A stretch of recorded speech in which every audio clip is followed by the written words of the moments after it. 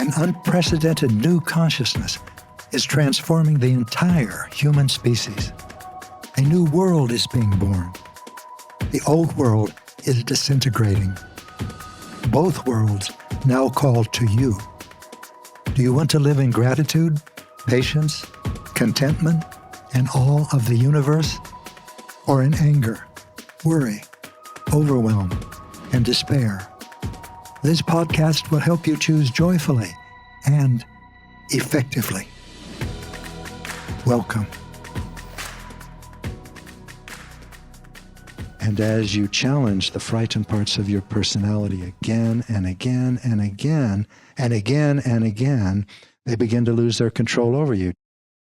You still feel them, but they don't penetrate as deeply as they used to. Their experiences begin to run off of you like a water in the shower or like water off the feathers of a duck. And then you still see your need for sex or alcohol or your anger come up or your resentment or jealousy or inferiority. And you can feel it. You can feel it. It hurts. You see its thoughts. They're so magnetic. They're so real. They're so unarguably true. And you still decide to act from a loving part of your personality or as the healthiest part that you can reach in that moment. That's when you create authentic power. And there's no other way to create it. You can't wish it into being. You can't read books. You can't watch movies. You have to create authentic power. And the only way you can create that is decision by decision, choice by choice. And your personality is your friend in all of this. Don't think, I wish I didn't have this damn personality. Everything would be okay. You do. You're going to have a personality until the moment that you die, that your soul returns to non-physical reality. And everything that happens in the earth school is sacred, and it's holy, and it's happening in the present moment, and it's happening for a reason. And the reason is your spiritual growth, your spiritual development. Not to make you grow spiritually, but to give you the opportunity to grow spiritually, to show you in a way that you cannot deny, once you see it, power of your own creativity and the thirst to use it wisely, to give to life rather than resist it, take from it, judge it, or cut a little piece of the experience out and say, this is who I am. Now on this path, even if you're just beginning it, like you may be, and even though I've been teaching this and talking about it for 20 years, like I am, I'm a beginner all the time. You know, we have a friend. We have in the last year made a wonderful friend, Maya Angelou. And she told us a story once that was just so charming. And it's true. She said, when somebody tells me I'm a Christian, I say, really? Already? I'm 84 and I've been working on it and I'm not there yet. That's how I feel about authentic power. I'm not 84. I'm almost 70. But I have been working a long time. And I tend to continue to work on it because when I started, I was a sex addict. I was riding motorcycles. I was very superior and entitled. I was experimenting with drugs. I was using the world. And now I'm coming to love people. And there's nothing wrong with riding motorcycles, by the way. But when you're riding motorcycles or doing anything else because it's part of your image, because you need that to feel superior, well, there's nothing wrong with that either. It's just that you'll create painful consequences for yourself and you won't move in the direction of experiencing the fullness of what you are and what you have to give. So when I was angry, I didn't see anything wrong with it. I would tell people, look, I'm angry. Take it or leave it. I've always been angry. I always will be angry. Put that in your pipe and smoke it. And as a result, people pushed me away. They didn't want to be intimate with me. I intimidated them. And I felt isolated and lonely. And the more isolated and lonely I felt, the more angry I became at the world. I didn't see that I was creating all of this. It just seemed to be a really cruel world. And so I spent a lot of time complaining about the universe and then really getting angry at it. Didn't do any good either. So you're saying, in other words, you had frightened parts of your personality that had created quite a story of victimhood? Oh, yes. Yeah. And I didn't realize it. Because there's other ways that you can come to recognize that you're sleepwalking and recognize that there's already a part of you awake that doesn't want to do that anymore. But that's when you can begin to change yourself.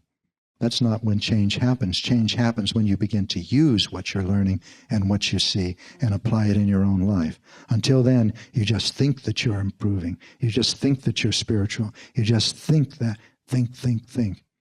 Well, it's okay to think, because some thoughts, be aware of what you think. Some thoughts are contracting and limiting, like the universe is inert, random, and merciless. Oh, that's a closed thought. Another thought is that the universe is alive, wise, and compassionate. That opens you to new experiences. So I'm not saying that your cognitive function is simply useless anymore. I still know my zip code. I get email. But there's more to my experience now. We just met a wonderful teacher, Eckhart Tolle. And we got a little chance to spend some time with him and his wife. And you know one of the things that he wanted to share with me? He didn't want to talk about presence. If I asked him a question, he would. But he didn't walk in talking about presence. He wanted to share about new iPhone apps. So I've got some cool apps now. Yeah. So what I'm saying is, we are human. But what does it become? What does it mean to become a real human, as our Sioux uncle used to say? That's what we're learning. That's the creation of authentic power. And as you get a sense of wanting to change your life, one of the things along the path of creating authentic power is shock. Like one of the people is working with us now and has been for 6 or 8 years, and early life lessons in the Authentic Power program. She wrote, I knew I was messed up, but I had no idea I was this messed up.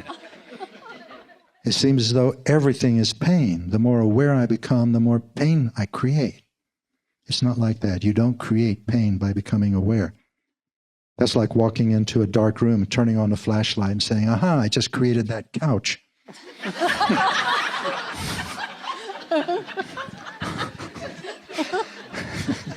You become aware of what's there. And what's there is a lot of pain.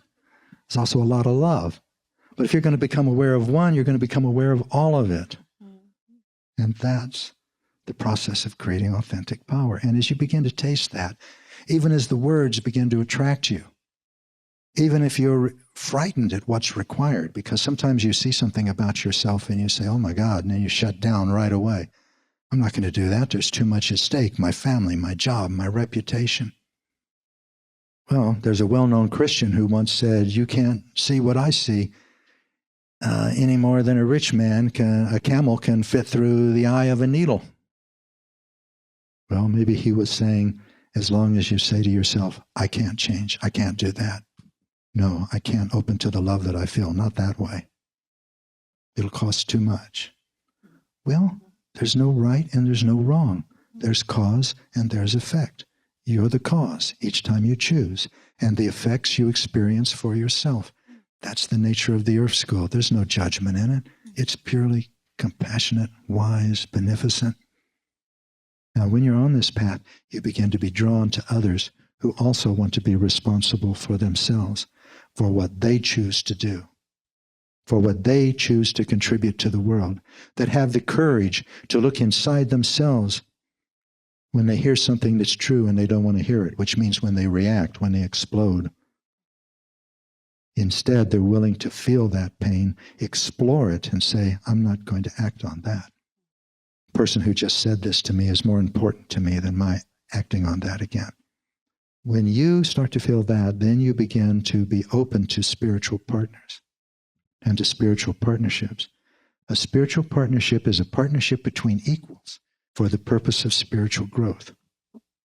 And we'll go into it and really examine it and see how it's different from friendship and marriage and functional relationships like business. And that doesn't mean you can't be married and a business person and functional in the world and still have spiritual partnerships and spiritual partners around you. Actually, at your work and in your family and everywhere in your community. That's right. That's right. And the spiritual partnership guidelines are something that you can experiment with. You can see for yourself when they might be helpful to you. Because creating spiritual partnership is the same thing. The spiritual partnership guidelines are the same thing as authentic power guidelines. As you create spiritual partnerships, you're creating authentic power. That's what's opening you to spiritual partners. Join me next time to explore the epic transformation of human consciousness that is reshaping our species and your part in it. It may surprise you. I'm Gary Zukav.